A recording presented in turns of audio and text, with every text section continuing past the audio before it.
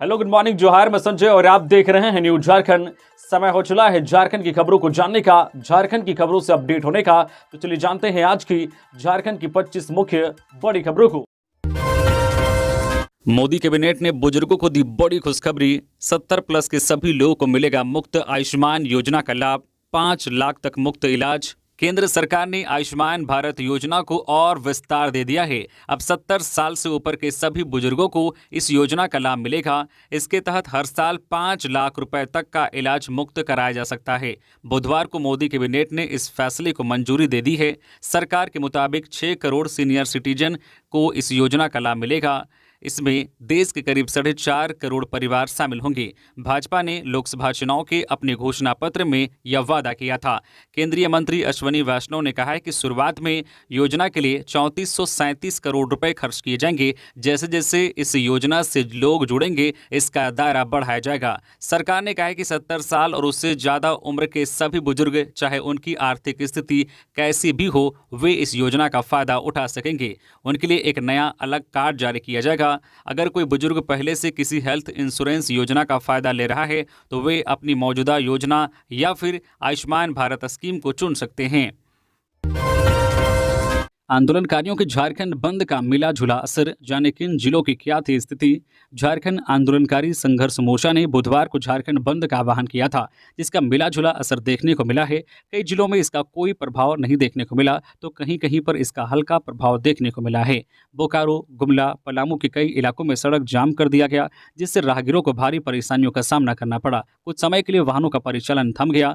बोकारो के चास, जोधाडी मोड़ और जैना मोड़ 4 लेन समेत कई स्थानों पर आंदोलनकारियों ने सड़क जाम कर दिया। सुबह 6 बजे से वे सड़कों पर जाकर बैठ गए। वहीं गुमला के झारखंड और छत्तीसगढ़ बॉर्डर पर स्थित मांझाटोली गांव व पालकोट, बसिया और भरनो नेशनल हाईवे को दोपहर 1 बजे तक जाम कर दिया गया था। सभी आंदोलनकारी सुबह में ही अपने पारंपरिक हथियार लेकर सड़कों पर उतर आए। इधर पलामू के रेडमा चौक पर कुछ देर आंदोलनकारियों ने सुबह में सड़क जाम कर दिया, जिससे कुछ देर तक वाहनों का परिचालन ठप हो गया। बाद में पुलिस घटनास्थल पर पहुंची और सड़क जाम कर रहे लोगों को थाने ले आई। वहीं लातेहार की बात करें तो वहां बंद का कोई भी असर देखने को नहीं मिला। आम दिनों की तरह दुकानें व सड़कें गुलजार रही। वहीं गिरिडीह में भी यही स्थिति देखने को मिली। बंद के कारणों की बात की जाए तो झारखंड बंद का आह्वान करने वाले लोगों का कहना था कि अलग राज्य करने में अहम भूमिका निभाने वाले आंदोलनकारियों को आज भी सम्मान सहित अन्य मांगों को लेकर जूझना पड़ रहा है। सूबे में झारखंड मुक्ति मोर्चा का ही शासन है। कई बार घोषणाएं तो की जाती है, लेकिन उस पर अमल तक नहीं हुआ है। आंदोलनकारियों की मांग है कि उन्हें 50,000 रुपये मासिक पेंशन समेत आश्रितों को सरकारी नौकरी में 10% आरक्षण देने के साथ साथ मेडिकल, यात्रा सहित मूलभूत सुविधाएं मुहैया कराई जाए। विधानसभा चुनाव से पहले जयराम की पार्टी में मचा बवाल। खतियानी नेता जयराम महतो की पार्टी झारखंड क्रांतिकारी लोकतांत्रिक मोर्चे में सब कुछ ठीक नहीं चल रहा है। पिछले 2 दिनों में जयराम महतो की पार्टी JKLM को 2 बड़ा झटका लगा है। पार्टी के अल्पसंख्यक मोर्चा के केंद्रीय अध्यक्ष रिजवान अंसारी बालू ट्रैक्टर से अवैध वसूली के आरोप में पार्टी से पद मुक्त हो गए हैं। दूसरी ओर पार्टी के केंद्रीय उपाध्यक्ष संजय मेहता ने पार्टी की प्राथमिक सदस्यता से इस्तीफा दे दिया है।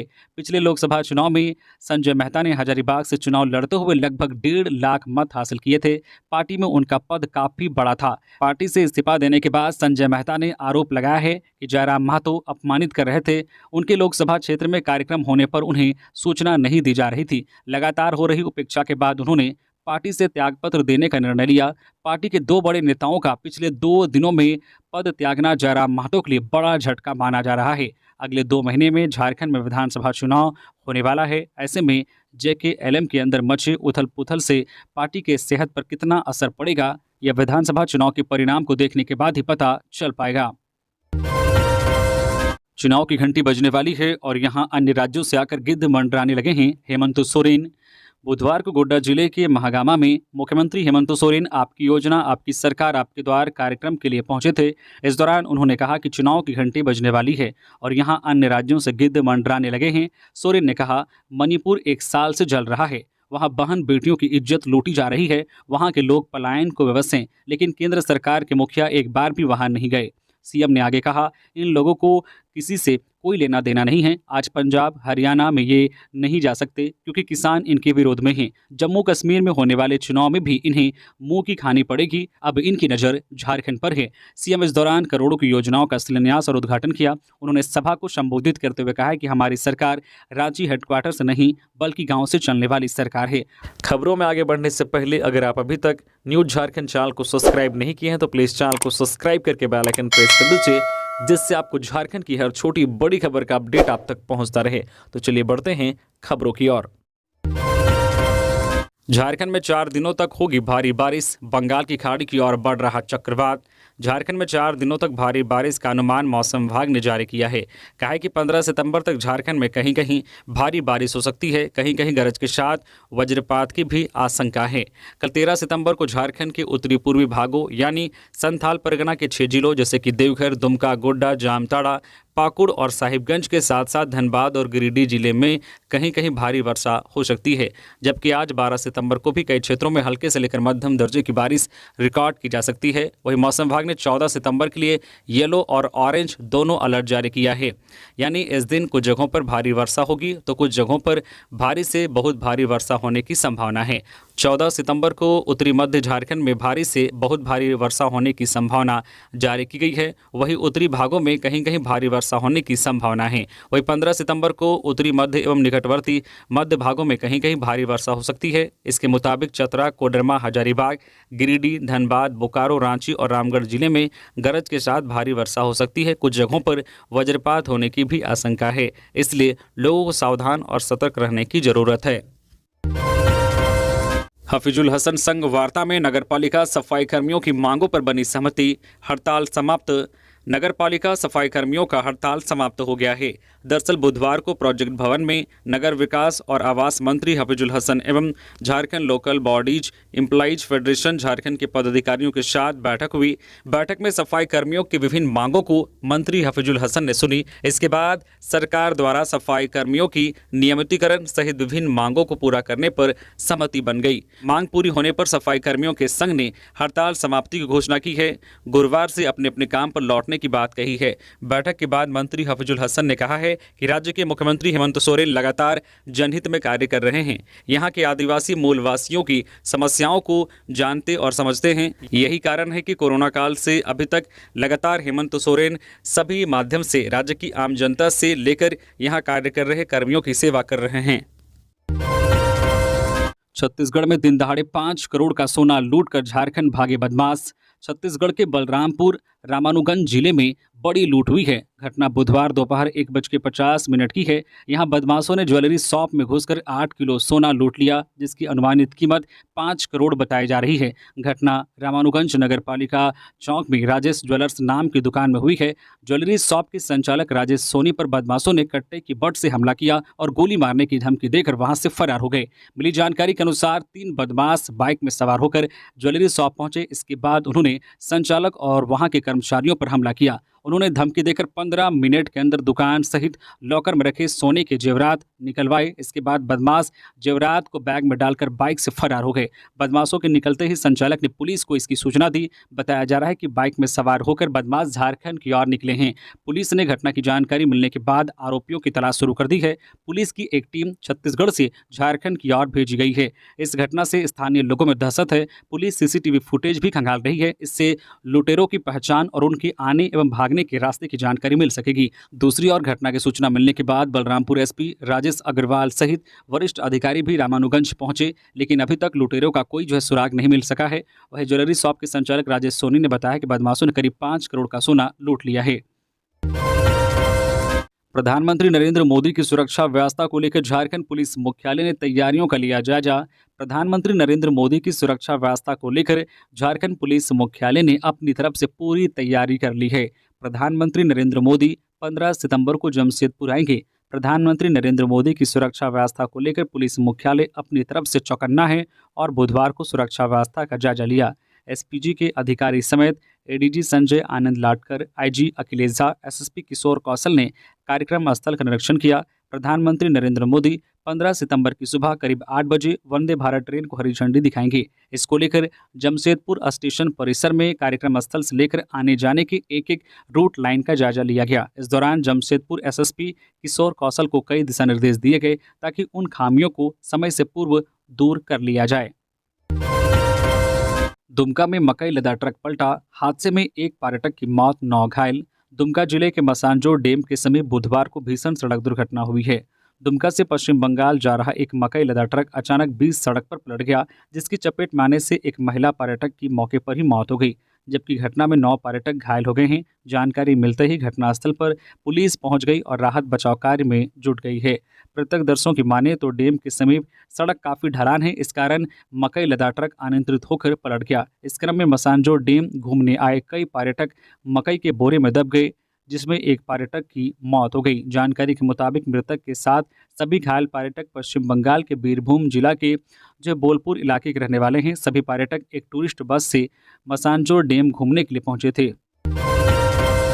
22 दिनों में पहाड़िया जनजाति के 8 की मौत, आज भी मूलभूत सुविधाओं का अभाव, अज्ञात बीमारी का बढ़ा खतरा, हरकत में आया प्रशासन। जामताड़ा जिले के करमाटांड़ थाना क्षेत्र के नेंगड़ाडी गांव में अज्ञात जानलेवा बीमारी से 22 दिनों में विलुप्त हो रही पहाड़िया जनजाति समुदाय के 8 लोगों की मौत ने सिस्टम पर एक बार फिर सवाल खड़े कर दिए हैं।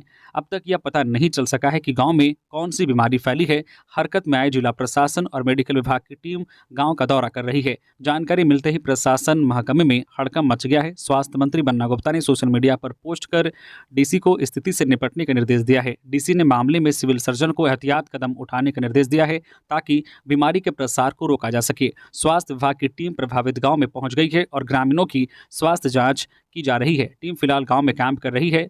इनके लक्षण जो दिखाई दे रहे हैं उसमें हल्की खांसी, सर्दी के साथ बुखार आता है, दस्त जैसे लक्षण भी मरीजों में मिले हैं। इसके बाद मरीजों की हालत खराब हो जाती है और उनकी मौत हो रही है। लोगों से साफ सफाई और स्वच्छता का ख्याल रखने की अपील की गई है। स्वास्थ्य मंत्री के निर्देश पर जामताड़ा डीसी कुमुद सहाय हालत का जायजा लेने नेंगड़ाडी पहाड़िया गांव पहुंची। इस दौरान उन्होंने चिकित्सकों और पदाधिकारियों को कई आवश्यक दिशा निर्देश दिए। साथ ही मरीजों का समुचित इलाज करने और दवा उपलब्ध कराने का निर्देश दिया गया है। सचिवालय संघ की सरकार के साथ वार्ता में नहीं बनी बात, अवकाश जारी रखेंगे संघ कर्मी। सचिवालय सेवा संघ कर्मचारियों की मांगे पूरी ना होने की वजह से संघ अपना अवकाश जारी रखेंगे। दरअसल बुधवार को सचिवालय सेवा संघ के त्रिस्तरीय विभाग की वार्ता हुई। वार्ता के बाद संघ ने सरकार पर आरोप लगाया है कि सरकार की मंशा ठीक नहीं है। संघ का मानना है कि कर्मियों के पदाधिकारियों द्वारा संघ की मांगों के संबंध में सरकार के उच्चतम स्तर को भी गुमराह करने का प्रयास किया जा रहा है। सरकार की तरफ से हमारी मांगों पर अभी तक कोई ठोस कार्रवाई नहीं की गई है। इस वजह से सचिवालय संघ अपना अवकाश जारी रखेगी। बता दें कि सचिवालय संघ के पदाधिकारी 10 सितंबर से सामूहिक अवकाश पर हैं। पदोन्नति जैसे कई मांगों को लेकर वे अड़े हुए हैं। इतना ही नहीं, वे अपना अवकाश लिखित आश्वासन के बाद खत्म करेंगे। लेकिन 11 सितंबर यानी बुधवार के दिन सरकार से हुई वार्ता में उनकी मांगों को लेकर ठोस आश्वासन नहीं मिला। सहायक आचार्य नियुक्ति, राज्य सरकार की ओर से बहस पूरी, सुप्रीम कोर्ट ने जारी रखी सुनवाई। झारखंड टेट पास अभ्यर्थियों की ओर से सहायक शिक्षक नियुक्ति परीक्षा में सीटेट पास और झारखंड के पड़ोसी राज्य से टेट परीक्षा पास अभ्यर्थियों को शामिल करने के विरुद्ध दाखिल याचिका पर सुप्रीम कोर्ट में हुई बुधवार की सुनवाई के दौरान राज्य सरकार की ओर से बहस पूरी कर ली गई, जिसके बाद शीर्ष अदालत ने इस मामले की सुनवाई गुरुवार को भी जारी रखी है।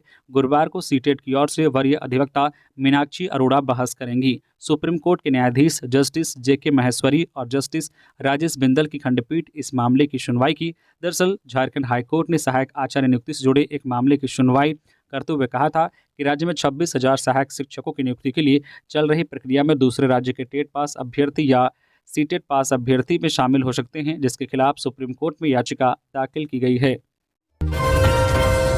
गोड्डा में अंचल अमीन को एसीबी ने घूस लेते रंगे हाथ किया गिरफ्तार। गोड्डा सदर अंचल कार्यालय में अमीन पद पर कार्यरत नारायण मंडल को एसीबी की टीम ने घूस लेते रंगे हाथ गिरफ्तार कर लिया। उसके पास से घूस में लिए गए नगद 5,000 रुपये भी बरामद कर लिए गए। यह वाकया बुधवार दोपहर की है।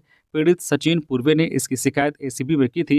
बुधवार की दोपहर अंचल अमीन नारायण मंडल अपने कार्यालय में ड्यूटी पर था, तभी तय योजना के अनुसार शिकायतकर्ता सचिन कुमार पूर्वे अंचल कार्यालय पहुंचा और घूस में मांगी गई रकम 8,000 रुपये में से 5,000 रुपये अमीन को दिया। उसी समय एसीबी की टीम ने अमीन को दबोच लिया। तलाशी में उनके पास से घूस में लिए गए 5,000 रुपये भी बरामद कर लिए गए। एसीबी की टीम कागजी कार्रवाई के बाद घूसखोर अमीन को गिरफ्तार कर अपने साथ ले गई। इस कार्रवाई के बाद से अंचल कार्यालय के कर्मियों में हड़कंप मचा है।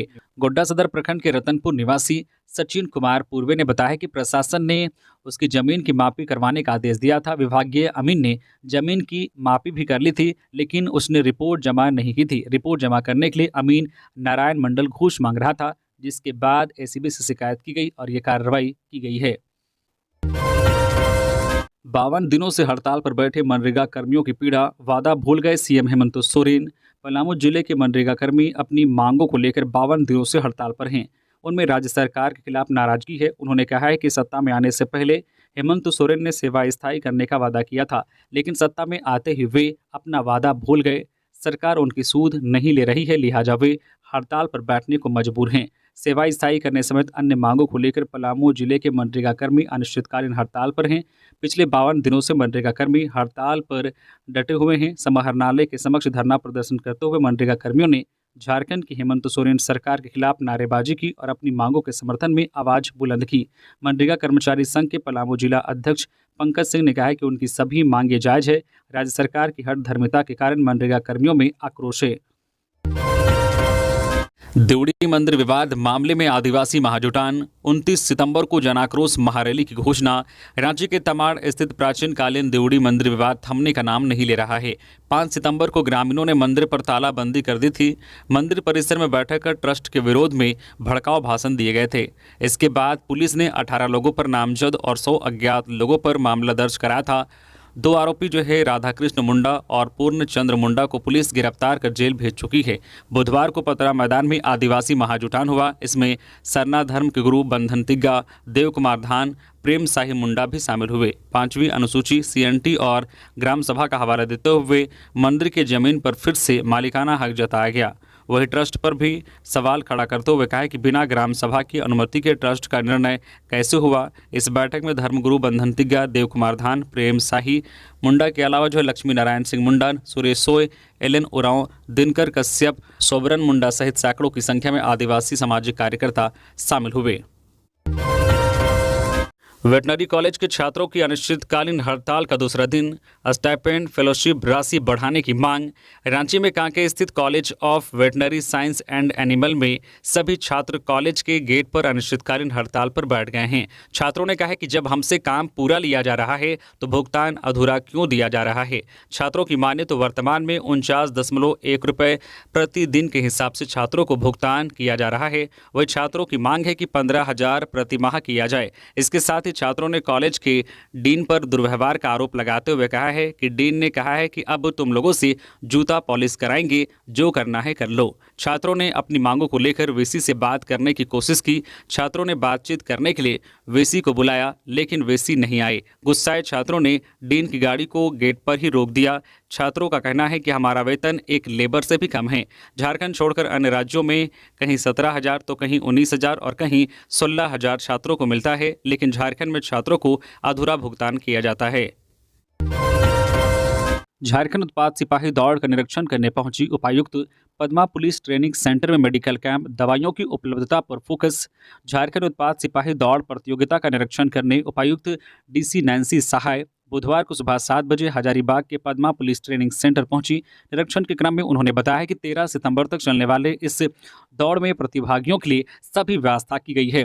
उन्होंने बुधवार को ट्रेनिंग सेंटर के मेडिकल कैंप, रात्रि में रुकने की व्यवस्था, मेडिकल कैंप में दवाइयों की उपलब्धता, शौचालय आदि का जायजा लिया। उन्होंने बताया है कि पद्मा में चल रही उत्पाद सिपाही दौड़ प्रतियोगिता संचालित किया जा रहा है तथा सभी सुविधाएं मुकम्मल हैं। मौके पर उन्होंने दौड़ में शामिल हो रहे सभी अभ्यर्थियों को शुभकामनाएं दी। बाबूलाल मरांडी ने मुख्यमंत्री को लिखी चिट्ठी, इलाज के अभाव में हो रही मौतों पर की जांच की मांग।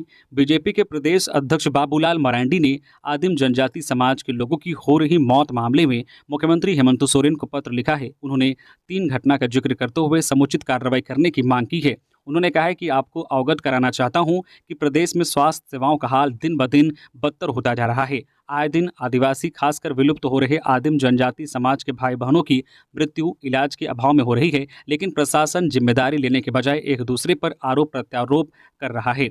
इसके बाद उन्होंने साहिबगंज में पिता की गोद में दम तोड़ने वाली बच्ची की घटना का जिक्र करते हुए कहा है कि हालिया घटना साहिबगंज सदर अस्पताल की है, जहां सिमरिया गांव निवासी आदिम जनजाति पहाड़िया मथियस मालतो की 6 साल की बेटी गोमती पहाड़ी जो डेंगू से पीड़ित थी, इलाज के अभाव में अपनी जान गंवा दी। पिता डॉक्टर की तलाश में इमरजेंसी से लेकर ओपीडी तक भागते रहे, परंतु कहीं भी डॉक्टर नहीं मिले, जिसके कारण पिता की गोद में ही बच्ची ने अपना दम तोड़ दिया। यह सिर्फ एक घटना नहीं है। आगे बाबूलाल मरांडी ने कहा है कि ऐसी ही दूसरी घटना दुमका जिले के गोपीकांदर प्रखंड की जो है कुंडा पहाड़ी गांव में हुई, जहां विलुप्त प्राय पहाड़िया जनजाति की 19 वर्षीय गर्भवती महिला प्रिंसिका महारानी की समय पर एम्बुलेंस और इलाज न मिल पाने के कारण जान चली गई। तीसरी घटना जामताड़ा जिले के कर्माटांड प्रखंड की जो निगरा टांड गांव की है, जहां अज्ञात बीमारी से पिछले 22 दिनों के अंदर आदिम जनजाति परिवार के 8 सदस्यों की मौत हो गई है। अभी भी 10 से अधिक लोग अलग अलग बीमारी से ग्रसित हैं। झारखंड में समय पर इलाज ना हो पाने के कारण आए दिन प्रदेश वासियों को अपनी जान गंवानी पड़ रही है।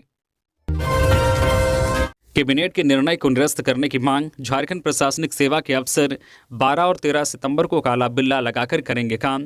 झारखंड प्रशासनिक सेवा संघ के पदाधिकारी अपनी 11 सूत्री लंबित मांगों को लेकर 12 और 13 सितंबर को सरकार के उदासीन रवैये के खिलाफ काला बिल्ला लगाकर कार्य करेंगे। अपनी मांगों पर जब तक कोई ठोस प्रगति नहीं होती तब तक संघ के पदाधिकारी चरणबद्ध आंदोलन करेंगे। यह घोषणा संघ की प्रेस वार्ता में अध्यक्ष रंजीत हेम्ब्रम और महासचिव राहुल कुमार ने संयुक्त रूप से की। मुख्य सचिव को भी इसकी जानकारी संघ की ओर से दी गई है। संघ के अध्यक्ष रंजीत हेम्ब्रम ने बताया है कि झारखंड प्रशासनिक सेवा के पुनर्गठन के नाम पर बिहार प्रशासनिक सेवा के हुबहू मॉडल को हम पर थोपा जा रहा है। संघ झारखंड प्रशासनिक सेवा का पुनर्गठन चाहता है, परंतु यह बिहार मॉडल पर आधारित नहीं होना चाहिए। वही सेवा संरचना का सुधार कर उसे बेहतर बनाने के स्थान पर राज्य सरकार द्वारा गैर राज्य जो है सैनिक सेवा के पदाधिकारी को भारतीय प्रशासनिक सेवा में प्रोन्नति देने की अर्हता को शिथिल किया गया है। संघ ने इसका पुरजोर विरोध किया है और कैबिनेट के निर्णय को निरस्त करने की मांग भी की है। गिरिडीह के जवाहर नवोदय विद्यालय में सीनियर व जूनियर छात्रों के बीच मारपीट, 3 सस्पेंड। गिरिडीह के गांडे स्थित जवाहर नवोदय विद्यालय में बुधवार को सीनियर छात्रों के समूह ने 2 जूनियर छात्रों को बुरी तरह से पीट दिया, लेकिन घटना को लेकर राजनीतिक शुरू होता इससे पहले ही स्कूल के प्राचार्य उपेंद्र नाथ चौबे ने 3 सीनियर छात्रों को स्कूल से सस्पेंड कर दिया। जानकारी के अनुसार जवाहर नवोदय विद्यालय के स्पोर्ट्स शिक्षक विभागीय काम से बाहर गए हुए थे। इस दौरान स्पोर्ट्स शिक्षक ने खेल से जुड़ी हर गतिविधियों को पूरा कराने का जिम्मा सीनियर छात्रों को दिया गया था। इस दौरान विद्यालय के परेड में क्लास 8 के कुछ छात्र परेड में शामिल नहीं हुए तो सीनियर छात्रों की टीम उनसे नाराज हो गई और क्लास 8 के 2 जूनियर छात्रों के साथ सीनियर छात्रों ने मारपीट कर दिया। लेकिन इसकी जानकारी मिलते ही स्कूल के प्राचार्य ने 3 आरोपी सीनियर क्लास के 3 छात्रों को सस्पेंड कर दिया। महिलाओं एवं बच्चों के खिलाफ यौन उत्पीड़न पर हाईकोर्ट सख्त। डीजीपी रांची डीसी नगर विकास विभाग के प्रधान सचिव को किया तलब। झारखंड में महिलाओं एवं बच्चों के साथ बढ़ते यौन उत्पीड़न के मामले को झारखंड हाईकोर्ट ने गंभीरता से लिया है। हाईकोर्ट की खंडपीठ ने मामले में नगर विकास विभाग के प्रधान सचिव रांची डीसी डीजीपी को कोर्ट में 18 सितंबर को ससरीर उपस्थित होने का निर्देश दिया है। कोर्ट ने उनसे पूछा है कि राज्य सरकार द्वारा काफी प्रयास के बाद भी महिलाओं एवं बच्चों के खिलाफ यौन उत्पीड़न की घटना क्यों नहीं रुक रही है।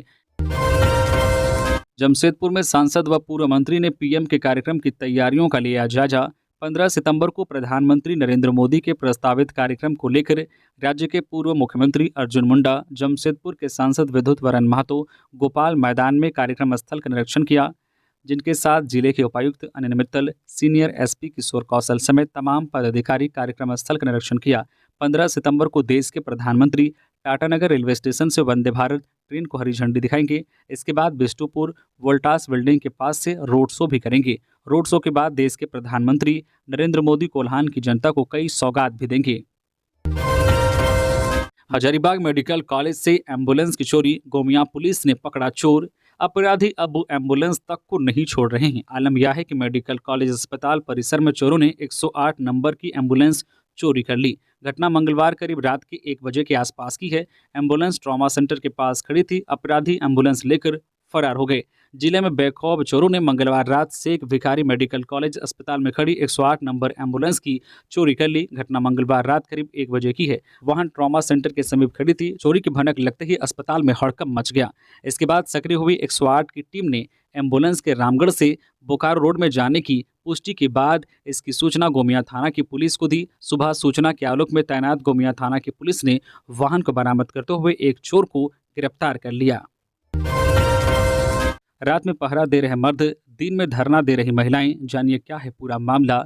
गुमला में आए दिन हाथियों का आतंक देखने को मिलता है। इसे लेकर जारी प्रखंड की महिलाएं आक्रोशित है। बुधवार को कई गांवों की महिलाओं ने चैनपुर वन विभाग के दफ्तर के सामने धरना प्रदर्शन किया। इसके बाद जल्द से जल्द हाथियों को बाहर खदेड़ने की मांग की है। इसके अलावा महिलाओं ने किसानों के लिए भी मुआवजे की मांग की है। गुमला की महिलाओं का कहना है कि हम हर दिन डर में जीवन जीने के लिए मजबूर हैं। आए दिन हाथियों का झुंड गांव में घुसकर फसल और घर में रखे खाने को नष्ट कर देता है। अब तक जितने भी लोगों के घरों और फसल का नुकसान हुआ है उसमें से किसी को भी मुआवजा नहीं मिला है, न ही अब तक वन विभाग के अधिकारियों ने हमारी सूध ली है।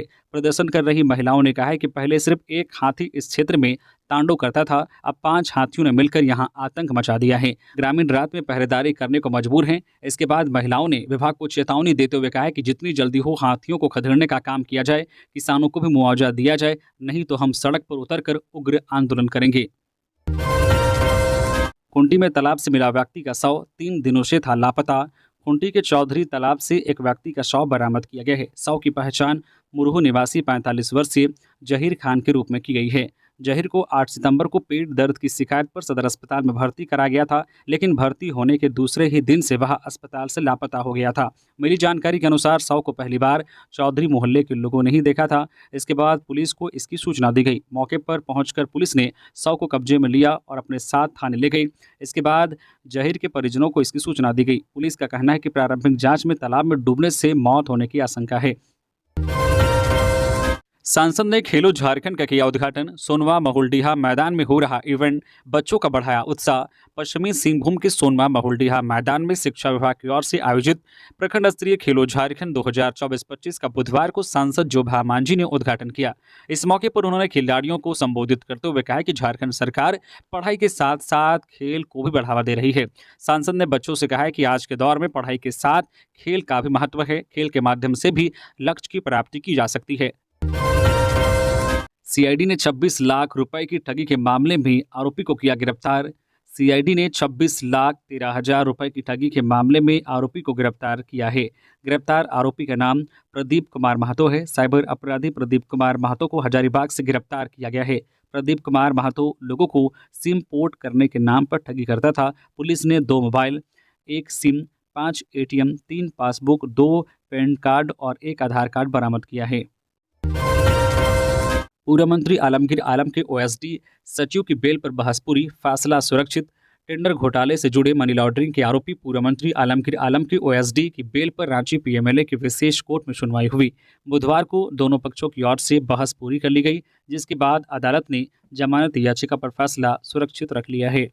तो ये थी आज की झारखंड की टॉप बड़ी खबरें। इसी तरह से झारखंड की हर छोटी बड़ी खबर देखने के लिए आप हमारे चैनल न्यूज झारखंड चैनल को सब्सक्राइब करके बेल आइकन प्रेस कर दीजिए, जिससे झारखंड की हर छोटी बड़ी खबर का अपडेट आप तक पहुंचता रहे। तो अभी के लिए बस इतना ही, हमें दीजिए इजाजत, फिर मिलते हैं नेक्स्ट खबरों के साथ। धन्यवाद।